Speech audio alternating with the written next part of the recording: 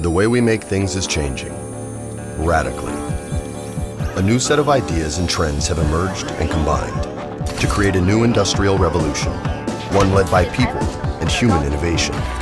They're using ideas like collaborative design teams and leaner, more customizable manufacturing. Once upon a time, a factory made one thing. Now, a factory can make almost as many things as there are people to imagine them.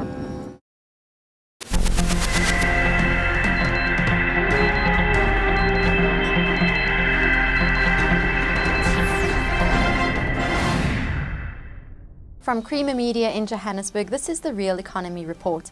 South African Airways Technical is seeking to grow its business. Keith Campbell reports. South African Airways Technical, or SAAT, is the aircraft maintenance, repair and overhaul subsidiary of the South African Airways Group. SAAT CEO Musazwani explains his organization's strategy. Our strategy is all about growth. But the way we would like to grow this company is through a variety of services, and not only on wide body, or can I say it, on major maintenance. We would like to grow our company looking at the various aspects of the MRO, line maintenance. We are expanding our footprint in the African continent. We are now in more than 10 countries on the African continent. As far as engine maintenance, we are currently busy with Lufthansa Technique to be able to do CFM 56-7B engines on our premises, and we do think that in the next couple of years we should be able to capture a sizable market in the African continent. We are also growing our business in areas that we were not doing any maintenance before, landing gear maintenance, overhaul of landing gears.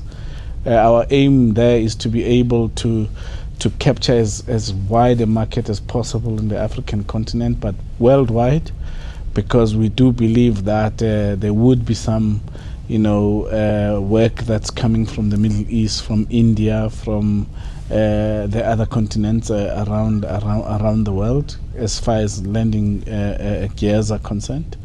But also we are looking at other areas, I think areas such as structures. So we want to grow in a variety of areas, and what is important for us is to try and see where we could make the most margins, that we would like to grow in those areas, call them niche type businesses. It's really our aim to target those in a strategic way. But I think key to this growth that I'm talking about is also forming strategic partnerships with OEMs, with other MROs, with if shall I say, people that are in the business of aircraft maintenance. If I can just mention a few, we've just announced on the 16th our strategic partnership with AAR in the US, and for us this is really key, even though we have a non-binding MOU with them, but we would like to see if we could leverage on their smart supply chain processes that we can use on this in our premises here, but not only limited to that, also look at other maintenance services that we can together with them try and apply best practices that they've been able to apply over the years. So our strategy is really growth through partnerships. Other news making headlines this week: urgent government and business cooperation is needed to end South Africa's crisis. South Africa's rail revitalization ambitions are lauded as more opportunities arise, and Gauteng launches an online invoicing system for service providers. The time has come for government and business to find ways and means of working together to end South Africa's current economic stagflation crisis. We must accept that South Africa is a mixed economy, and we must make the most of it. All those people who talk about state taking over this, that and the other, it's a pipe dream. Our private sector is large, it is huge, it is important, it does things that the state can't do. And on the other hand, the state does things that the private sector will not do. And where large investment is required, there are two entities in this country, and if they don't work together, we can talk about developmental states, we can talk about all sorts of language, but if those two entities don't find each other and don't find a way that the one facilitates the other in a proper relationship, then I'm afraid South Africa is not going to get out of its current doldrums.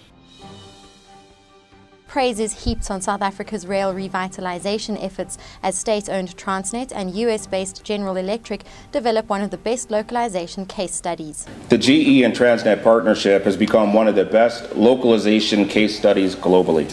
Together with Transnet and our partner, the Mine Workers Investment Company, this partnership has delivered on key priorities of the National Development Plan, or Vision 2030. In the area of skills development, our people, both GE and Transnet, have been trained on the locomotive assembly. To date, we have delivered over 150,000 hours of training on both technical and non-technical skills that are essential to capacitizing our most valuable asset, our people. The Gauteng Provincial Administration has launched an online invoicing service to accelerate the invoice processing period and cut the payment time to providers to 30 days in an effort to improve procurement transparency. So today we are launching an electronic invoicing service targeting government suppliers that cuts invoice submission time to provincial government departments from 60 days to under 2 days. Suppliers can now submit their invoices online, and this service is available to anyone who has internet access. That's Creamer Media's Real Economy Report. Join us again next week for more news and insight into South Africa's real economy.